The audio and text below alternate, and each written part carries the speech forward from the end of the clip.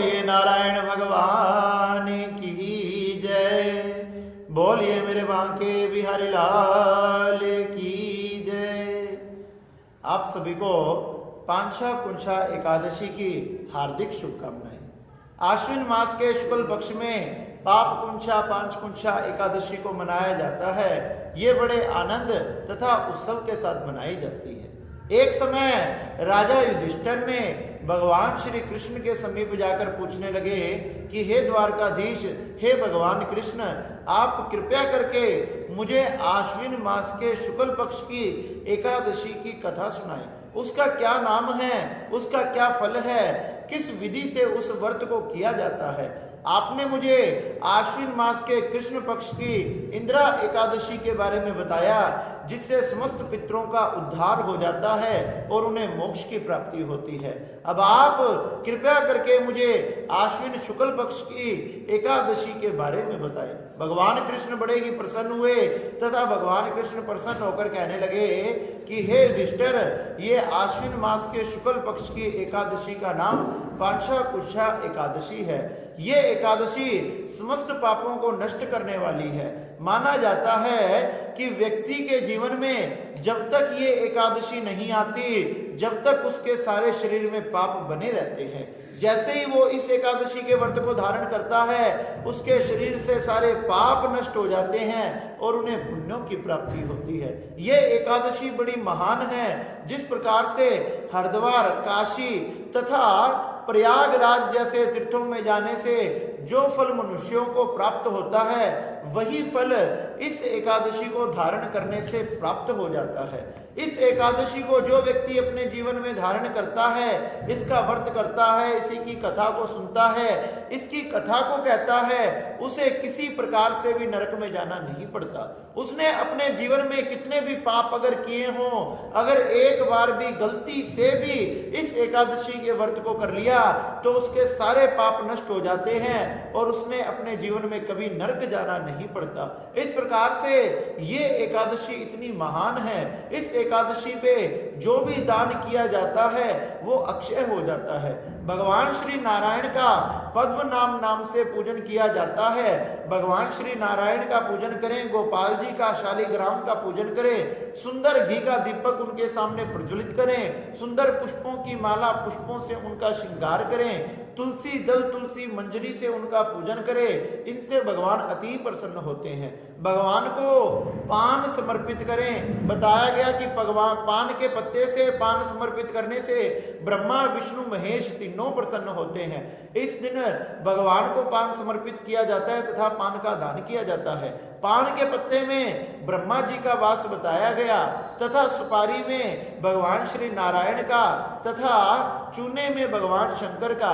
इस प्रकार से ब्रह्मा विष्णु महेश तीनों आपके घर के तथा आपके परिवार के सभी संकटों का, दुखों का, दरिद्रों का हरण करके आपके ऊपर चारों तरफ से कृपा बरसाते हैं। आपके घर में कभी भी किसी प्रकार से अन्न जल आदि की कमी नहीं होती तथा आप अपने जीवन के समस्त पापों को नष्ट करते हुए भगवान के धाम को प्राप्त होते हो। श्री युधिष्ठिर जी महाराज कहने लगे कि हे भगवान कृष्ण, इस एकादशी की इतनी महिमा है तो कृपया करके ये बताएं, क्या इसका व्रत किसी ने धारण किया? भगवान कृष्ण कहने लगे कि हाँ युधिष्ठिर, इसका व्रत विंध्याचल पर्वत पर रहने वाले एक क्रूर क्रोधन नाम के बेलिये ने इसका व्रत धारण किया। क्रूर क्रोधन नाम का बेलिया बड़ा ही पापी था। जीव आत्माओं को मारता, पशु पक्षियों को मारकर उनका भक्षण करता, चोरी करता, डकैती करता, लोगों को लूटता, यही उसका कार्य था। इसी से ही अपने घर की व्यवस्था चलाता था और धीरे धीरे करते करते करते करते उसने अपने जीवन में इतने पाप कर दिए कि उसके समस्त जन्म जन्मांतर के पुण्य नष्ट हो गए और पाप का घड़ा उसका भरने लगा। ऐसे करते करते बहुत वर्ष व्यतीत हो गए और उसने अनेक प्रकार के पाप अपने जीवन में किए। तो एक दिन यमदूतों के दूत ने, यमराज के दूतों ने उनको आकर कहा कि हे क्रूर क्रोधन, तू पाप करना छोड़ दे, नहीं तो तेरा अंजाम बहुत बुरा होगा। तूने नरक यातनाओं को भोगना पड़ेगा, तूने नरक यातनाओं को भोगना पड़ेगा, तेरा अंजाम बड़ा बुरा होगा। क्योंकि यमराज ने हमें बताया आज से कुछ दिन बाद ही तेरी मृत्यु होने वाली है, और कुछ दिन बाद जब तेरी मृत्यु हो जाएगी हम तुझे पीट पीट कर यमराज के पास लेकर जाएंगे। यमराज धर्मराज तुम्हें वैतरणी नदी में तथा नरक के कुएं में डाल देंगे, जहां से लाखों जन्मों तक, लाखों वर्षों तक तुम्हारा उद्धार नहीं हो सकता। अब तूने पाप करना है या पुण्य करना है, ये तू विचार कर ले। यमराज के दूत तो ये कहकर चले गए, लेकिन उस बहेलिये को बड़ी चिंता हुई। वो सोचने लगा कि अगर सच में ये यमराज के दूत थे और मुझे कहकर गए हैं तो सच में मुझे नरक जाना पड़ेगा, और जैसे मैंने पक्षियों को मार मार कर खाया है, ये सब मुझे मारेंगे, ये सब मुझे खाएंगे, और मैं ये सब कैसे सहन कर पाऊंगा, मैं क्या करूं। इतने में ही उसे पता लगा कि विंध्याचल पर्वत के पास में एक अंगिरा नाम के ऋषि आने वाले हैं। जैसे ही अंगिरा नाम के ऋषि वहां आकर विराजमान हुए, वो बहेलिया दौड़ा दौड़ा अंगिरा ऋषि के चरणों में पहुंच गया। चरणों में जाकर रोने लगा, विलाप करने लगा, तड़पने लगा कि हे महात्मा, हे साधु संत, आप मेरी रक्षा करो, मुझ पर कृपा करो, क्योंकि साधु संतों के दर्शन से ही जीव का कल्याण हो जाता है, जन्म जन्मांतर के पाप नष्ट हो जाते हैं। श्री अंगिरा ऋषि कहने लगे कि हे भैया, क्या बात है, तुम इस प्रकार से क्यों विलाप कर रहे हो, आप बताओ आपके दुख का कारण क्या है। वह कहने लगा कि हे गुरुदेव, हे संत महात्मा, महर्षि, साधु संत, मैंने अपने जीवन में बहुत प्रकार के पाप किए हैं, और पाप तो क्या, मैंने जीवन में बहुत पाप किए हैं। अपनों को लूटा, अपनों को खाया, जब अपनों को खा लिया तो दूसरों को भी नहीं छोड़ा। पशु पक्षी मानव मनुष्य किसी को मैंने नहीं छोड़ा, सबका मैंने भक्षण किया, सबके धन को लूटा, सबकी हत्याएं की। ऐसा कोई पाप नहीं है जो मैंने जीवन में ना किया हो। लेकिन हे साधु महात्मा, अब मैं इन पापों से छुटकारा पाना चाहता हूं, क्योंकि इसका दंड मुझे हजारों सालों तक नरक की यातनाओं को भोगना पड़ेगा, वह मैं नहीं भोगना चाहता। अंगिरा ऋषि कहने लगे कि हे पुत्र, तूने पाप तो बहुत किए हैं, जिससे तेरा उद्धार नहीं हो सकता। वह रोने लगा कि हे महात्मा, कोई तो एक उपाय ऐसा होगा जिससे मेरा कल्याण हो जाए, आप कृपया करके बताएं।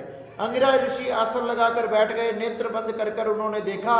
कहने लगे, आज से थोड़े दिन बाद ही आश्विन मास के शुक्ल पक्ष की पापा कुंशा नाम की एकादशी आने वाली है। अगर उस एकादशी का व्रत तुम अपने जीवन में एक बार भी धारण कर लोगे तो तुम्हारे समस्त जीवन के क्या, तुम्हारे जन्म जन्मांतर के पाप नष्ट हो जाएंगे और भगवान श्री नारायण तुम पर कृपा करेंगे। जैसे ही उसने सुना वह बड़ा आनंद हो गया। हुआ तो अब उसके हृदय में आनंद का समुद्र उमड़ने लगा कि भगवान का शुक्रिया, भगवान का धन्यवाद कि कोई तो ऐसा उपाय है जिससे मैं नरक आदि बाधाओं से छुटकारा पा सकता हूँ। मैंने जो अपराध किए हैं उनकी मैं क्षमा याचना कर सकता हूँ। अंगिरा ऋषि को प्रणाम कर कर नमस्कार कर कर अपने घर गया। कुछ समय बाद जैसे ही अश्विन मास के शुक्ल पक्ष की ये पांचकुंशा नाम की एकादशी का व्रत आया, इस एकादशी के व्रत को धारण किया। धारण करते ही उसके जीवन के समस्त जन्मों के पाप नष्ट हो गए और पाप नष्ट हो गए। जैसे उसने एकादशी को भगवान का भजन किया, पूजन किया, सुंदर पुष्प आदि से, तुलसी से भगवान का पूजन किया, पान भगवान को समर्पित किया।